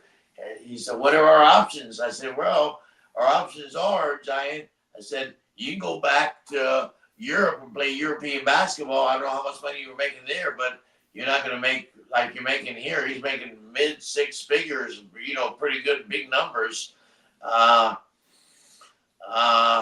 Or you could go to Japan because they like you in Japan. You could probably go there 3 or 4 months out of the year, 2 weeks here, a month there, 10 days here, 5 days, and make a living that way. Or you could possibly go to WWF. He says, Fonzie, do you know anybody in WWF? I said, yeah, I know J.J. Dillon. I worked with him. He was Dusty's assistant booker. Now he's assistant booker and Vince McMahon's right-hand man at that time. And he said, well, I said, well, let me call J.J. and see if they're interested first. So I did. I called J.J. Dillon. And just so happened that week, once we got the word that Jim Herd wanted us, we had a meeting in his office, Jim Herd, we wanted to take a pay cut and so on. So the Giant had a spur in his heel, and he had to have it cut out. It wasn't bad at all. It was a common thing. We get them, it was a little spur. He had to have Lance and cut out, so it was going to be off for 5 or 6 days, healing, and then he could go back to work. So all this came about the time he had to have his heel lance for the spur in there. So we had that done. We're at my mom's house on Lake Juanita in Tampa, the orange trees and the golf buggy, and we loved it. We were having a ball, and he was healing up just fine. He said, Fonzie, I want you to call WWF. I said, okay, let me try. No promises I can get through, So I called, Titan Towers in Stamford. You can see it on I-95 on the side of the road right there, big office. So I called the office, and the lady answered the phone. How can I help you? I said, yeah, my name's Bill Alfonso. I'm trying to speak with J.J. Dillon. Hold on, please. So I was expecting, well, he's busy. Can you leave your number and call you back? 30 seconds later, the phone clicks. Hey, Fonzie. Hey, how you doing? Oh, my God, Fonzie, how's everything? What can I do for you, Fonzie? And I explained the situation. I said, look, Jim Herd, to take a pay cut. Our options are go play basketball in Europe, go to Japan, or we'd call to see if Vince McMahon would be interested in Giant Gonzalez. And JJ was pretty blunt and pretty bold and said, well, Fonzie, I'll talk to Vince. I'll run it by him, and I'll get back with you if anything happens. I said, okay, thank you so much, JJ. It was great talking to you. Thanks for taking my phone call right away. I haven't talked to you in a couple of years. I worked with JJ in Florida. Yeah. He was Dusty's right-hand man, and I was Dusty's left-hand man. So I worked with JJ like this every day for freaking years, 7 days a week. Thank you, JJ. So I hung up the phone, and I said, well, Giant, he's going to run it by Vince, and if they're interested, they'll give us a call. And we weren't let down because we were enjoying our time off. Plus, we was making $500,000 a year. We were living like fucking rock stars. Right. We're at my parents' house, driving golf buggies, having a good time, enjoying a little time off. We're worried about Jim Herd next week when we go back to work. Right. Figure it out. So we were let down because of JJ. We'll call you. I said, okay, shit. Yeah. 10 minutes later, the phone rings. It's JJ. Hey, Fonzie, Vince is interested he wants to know when can you guys come up and have a meeting. I said, well, we just had a little spur cut out. We're off. We're at my parents' house. We can come at any time. He said, how about tomorrow? JJ says. I said, that'll be, Giant, what do you think? Oh, yeah, no problem. I say, you have to fly him first class because he's big. He can't fit. And just no, he flew us both first class. So he said, I'll have the travel people call you and get the information, and we'll have somebody pick you up at the airport. We'll see you tomorrow. So, so so I explained to JJ, I said, look, I'm his personal assistant, plus I referee, so it's a package deal. So if you take Giant Gonzalez, you can take him, but I'm a package. I take care of him, plus I'm a referee. You know that, JJ. And if you don't take me, that's okay too, but, we're a package. Yeah. I understand what you're saying, Fonzie. I understand. So he flew us both up, and a big limousine picked us up at the Hartford or Stanford, wherever the fuck it was. Yep. And instead of going to the wrestling office, we go to Vince's house. Whoa.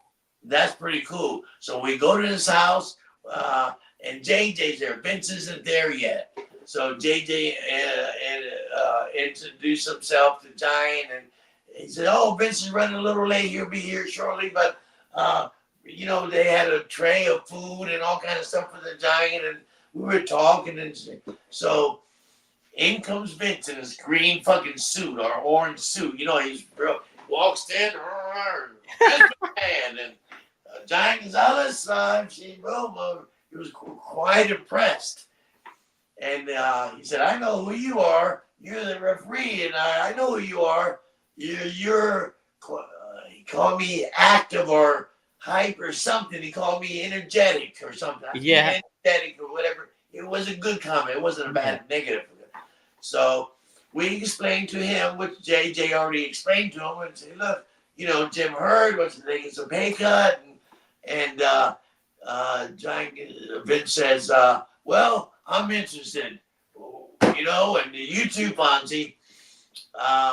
And Giant Gonzalez tells Vince, well, I got to go back to WCW because they still owe me my check. It's $60,000. He said, because we get checks, they give it to you at the TV. Yeah, you get a check every 2 weeks, bi-weekly, you get a check. His was 60 grand bi-weekly, 30 grand a week.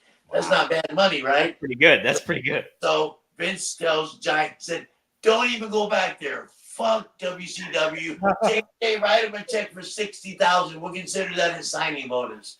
And he said, you're going to make way more money than you. Way. I can hear Vince say that. You're going to way more money. And so JJ wrote Giant Gonzalez a check for 60 grand, and he gave it to him as a signing bonus. Don't go back to WCW. So we're thrilled. We got a job. Not me yet. And I'm a package deal. And Vince says, I didn't say, hey, I'm a package deal. You have to take me here, And he said, Fonzie? Oh, Giant Gonzalez tells Vince, he says, Vince, this was towards the end of the year. It's like a month before Christmas or something. And Giant Gonzalez tells Vince, I haven't been home in 9 months. Do you mind if I go home for the rest of the month and I start next year in January sometime? So that's a great idea because they give me time to come up with your gimmick and your outfit and think of the program and this and that. And he turns to me, he says, Fonzie, do you want to take the month off too? And I said, no, sir. I said, I'd rather go to work. That way I'm familiar with your company. And so when he comes back, I'm already set in. And he says, JJ, put him on to work right away. So JJ got a booking sheet. Now they were running 2 or 3 towns a night, the same night. Like on Wednesday night, you could be in California. The other crew, B crew, would be in San Francisco. The other crew would be in Chicago. You run to 3 different towns or 2 different towns. There's so many, So Vince says, JJ, put him, add him on. So JJ pulls out 3 booking sheets, 3 different, and looks at him and starts writing me down. Says, he starts giving me a schedule for the month. Yeah. You're booked out 2-3 months in advance. You know where you're at for 3 months. Right. So JJ writes me a long list of the towns, and then the travel's going to get with me and send me my tickets and all that. And Vince is so smart. Instead of him going to a travel agency, he bought his own travel agent. That's awesome. Travel agent inside of his company. Why pay them when he can pay his own travel agent? Right. Makes sense. So JJ starts writing stuff down. Monday you're here, Tuesday you're here, Wednesday you're there. This is where I changed the dress code in WWF. So he writes this and that, and I look at it. I said, JJ, I recognize all those places, but where's MSG? What's MSG? I didn't know. Yeah. He said, Fonzie, that's Madison Square Gardens.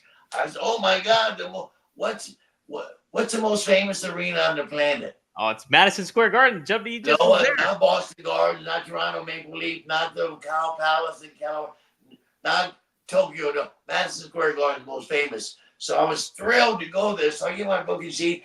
Giant Gonzalez, they take us back to the airport. We fly home the same day. We're back at home. We're thrilled. We got a job. Giant got a 60 grand signing bonus, and he's going home for the month. He's fucking happy as fuck. I'm going to start work in 10 days. I'm going to go back on the road.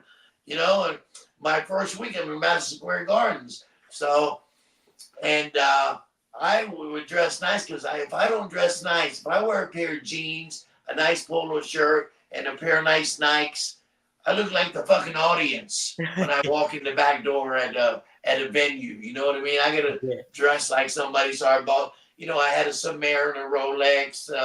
I wore suits all the time. I had really nice luggage.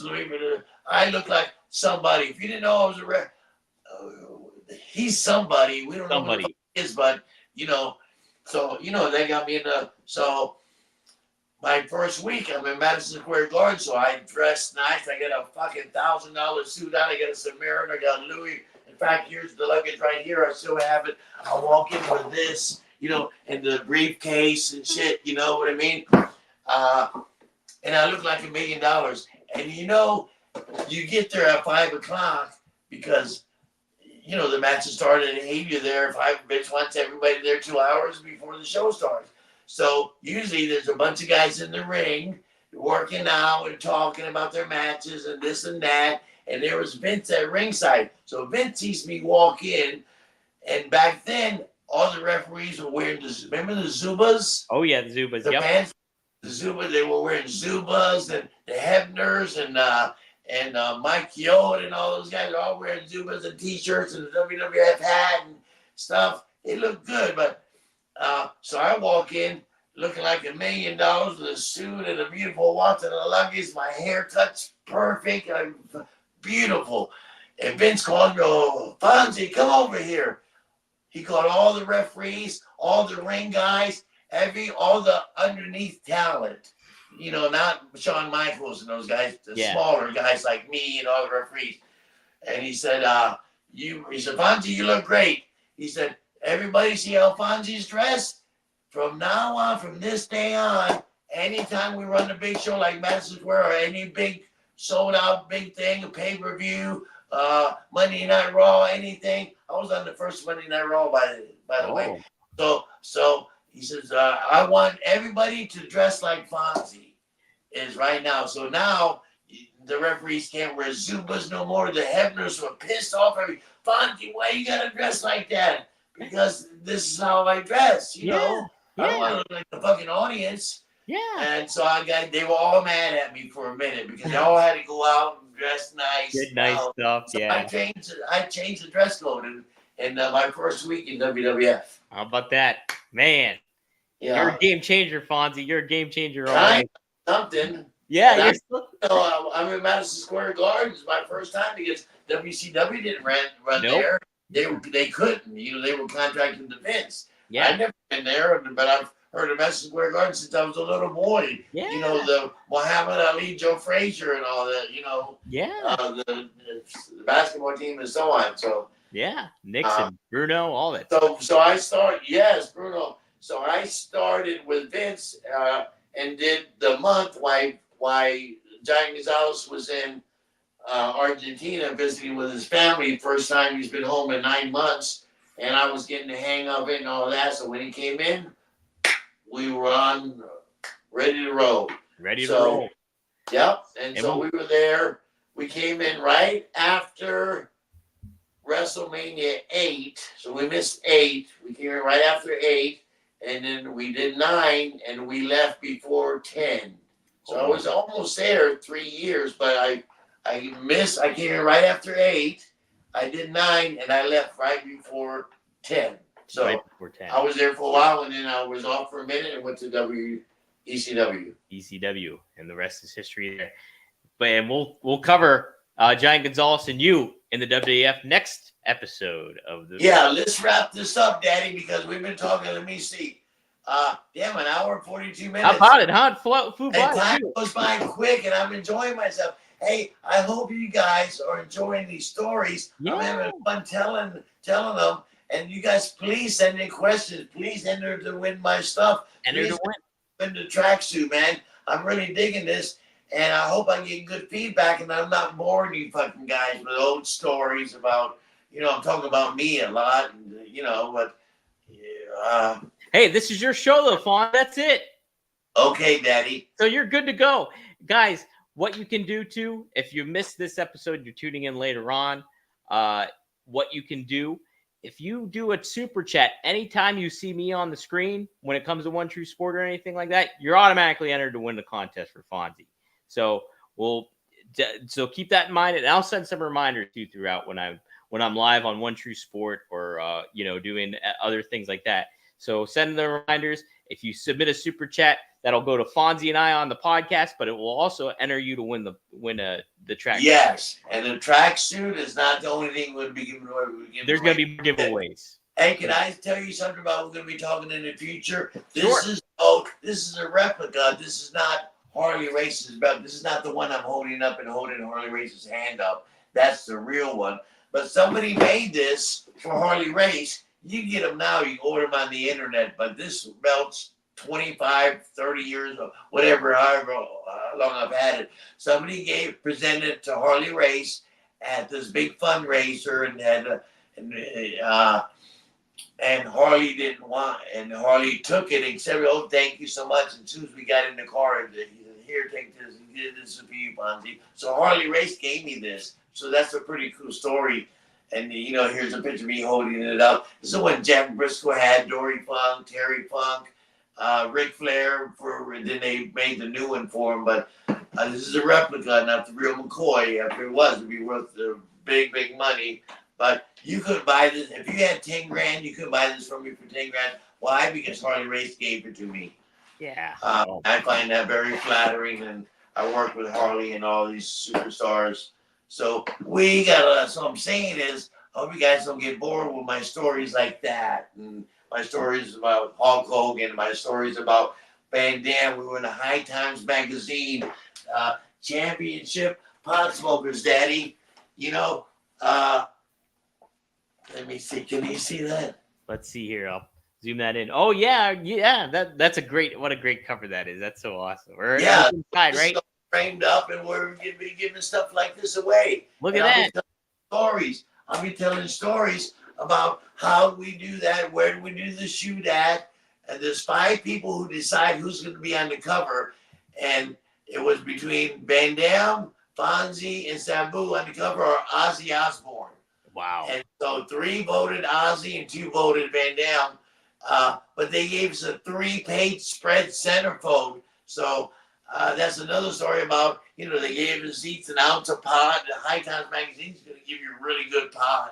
And we shot the thing in Philadelphia, the shoot and stuff. So we got some pretty cool stories to cover. You can look at any picture, and we can do a whole podcast about Revere Steakhouse in Japan. And ECW went over and did a show at Corrigan Hall and sold it out in Japan. And we all went to Revere Steakhouse, and they give all the Americans the jackets. So we all got the jackets on. We all had a great steak dinner, and there's the franchise Fonzie, Sabu, Tommy Dreamer, and the two Dudley boys.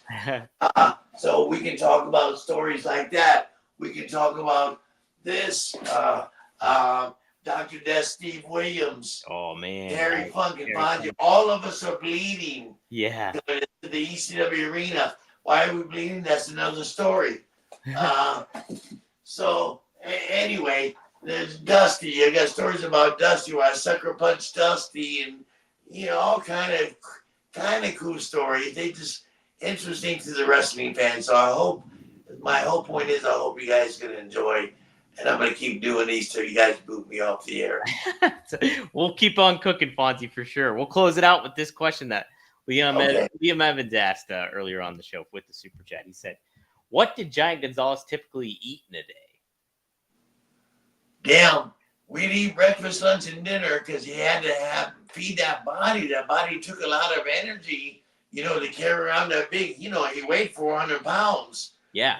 Wasn't a tall, skinny kid. He was big, so it took a lot of energy. He'd eat a dozen scrambled eggs, 8 or 9 pieces of bacon. Now he couldn't eat too much because we didn't want to get him fat, Yeah. And we worked out minimum. You're on the road 7 days a week. You barely got time to go to the gym, so your life is traveling, airports, hotels, the arena, and the gym. Mm-hmm. Typically, what he ate was specifically a dozen eggs scrambled, like them scrambled. I don't know what 8 or 9 pieces of bacon are, half a pound or something. 8 or 9 pieces of bacon, a couple of hash browns, and some toast, like this bread, and 2-3 cups of coffee. For lunch, we would say we did a McDonald's. He'd eat 2 3/4 pounders. Now you would think that's a pretty good amount of food. Yeah. And then at night, you remember the show started at 8 o'clock, so we can't go to dinner at 7 o'clock, and we have to be at the arena at 6:30 or something. So we have to scramble for dinner. Right. Wherever what's open after 11 o'clock. If you're lucky, the Waffle House, Denny's, a couple of steak places might be open. Some stuff like that. So we'd have to scramble, but he'd order a couple of steaks, a couple of big New York strip. He liked the no fat on them, so the New York strip was pretty good for him. A couple of baked potatoes. He ate probably 2 to 3 times a normal man would eat. My goodness. The normal man. Say me and you, Dominic, and the person who asked, what was the kid's name who asked the question? That was Liam Evans. Okay, Liam Evans. You would go to a steakhouse, say Outback. You go to Outback, you'd order the ribeye, a baked potato, the salad, a soup, and a drink. He'd order 2 steaks, 2 baked potatoes, a bigger salad, and a lot of water. So he 2 or 3 times the normal amount. But, a dozen eggs, I'll never forget it. And we used to get funny looks. But they expected, you walk in with a guy that's a giant, you expect him to order big. So when he said, I have 12 scrambled eggs, the lady said, oh my God, 12 eggs. She said, oh, 12 eggs, scrambled, okay. She was amazed taking his order. They can't take their eyes off him. Right. She's walking like this, looking at it. People couldn't take their eyes off him. And not that he was a freak or ugly. It was just usual size. He's just he's a big dude. It's you're gonna definitely catch eyes on it for sure. All right, one more question. You said you had 2. No, that was it. That was the only one that we had. All right, you guys send in some questions. I want you guys to answer. Yeah, pop in some questions. We'll be sure to get a lot of stuff, but we got a ton of stuff to talk about. So, guys, like Kevin Sullivan getting choked by Wahoo McDaniel. We did a match. It was Wahoo McDaniel against Sergeant Slaughter in Greensboro, North Carolina. And the finish was, we can talk about this on one of our podcasts. The finish was that Sergeant Slaughter's the bad guy and Wahoo's the big baby face, and he was. They loved him. So the thing was Sergeant Slaughter rose out of the ring, grabs the belt, whatever belt it was, the heavyweight Carolina title or whatever, comes in with it. He's coming into the ring with it. Wahoo kicks him, grabs the belt. Now, I'm behind Sergeant Slaughter. So the finish is Wahoo kicks him, grabs the belt, goes to hit Slaughter. Slaughter moves, he hits the referee, me, and I disqualify him for hitting me. But, so Slaughter wins on the disqualification, but nobody gets pinned and so on and so on. So Slaughter was so big and I'm small, so Wahoo could not see me. I'm standing behind Sergeant Slaughter. So when Slaughter moved, here comes the belt, bam, and he hits me with this part of the belt, not this part like this. Yeah. This part, like a knife. Right here, bam, knocks me out, concussion. Then they rushed me to the hospital. And if you can see this, you probably can't. I end up getting 42 stitches and staples. And this is what you do not want to hear. This is a story for a future podcast.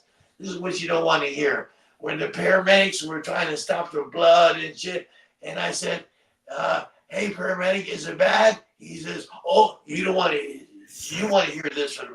Oh, well, it's not too bad. Don't worry. It's going to be fine. You don't want to hear, oh, my God, it's fucking here. You don't want to hear that. Yeah.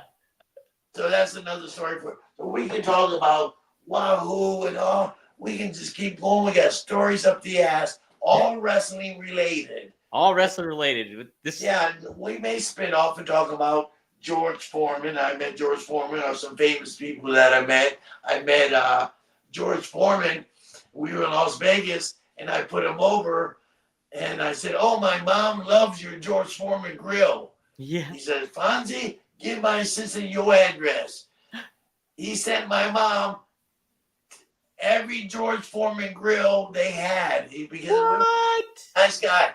I met, famous singer. Famous singer.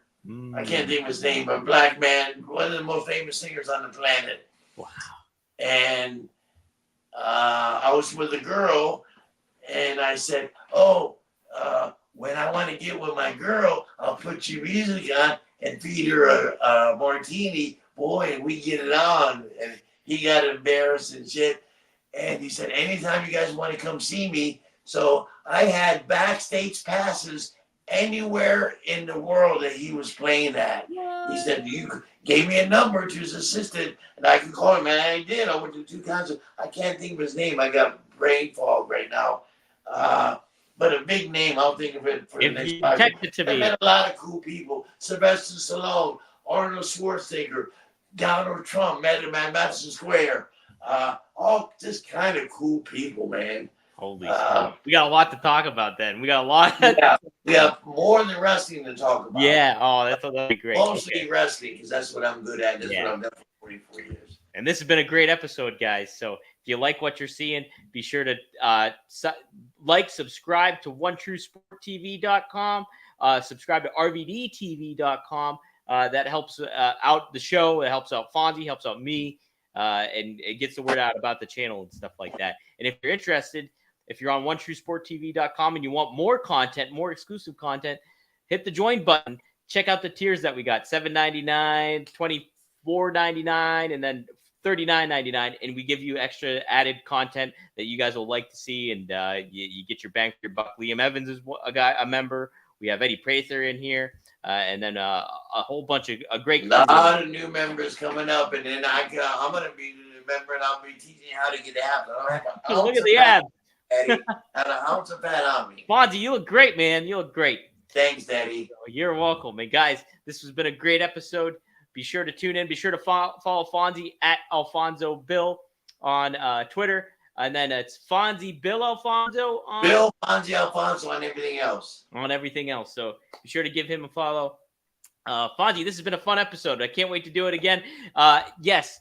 We'll have to work out a time. I'm in a play right now, so I'll have play rehearsals coming up and stuff like that. But we'll try to work out a time and figure out a day when we're going to do it again. Hopefully, we'll do it in 2 weeks, but keep your eyes peeled on OneTrueSportTV.com. Oh, maybe we're going to do it in Las Vegas. I'm out there for We're definitely going to do it in Las Vegas. No doubt about it. My Lifetime Achievement Award. Absolutely. I'm going to be pumped for that, Fonzie. That's going to be a great time. So This was a great time, guys. So thanks again for tuning in here on Right Down the Middle, Daddy, with Bill Alfonso. Bill Fonzie. Bill Alfonso saying so long from the Sunshine State. Yeah, all right. See you guys next time.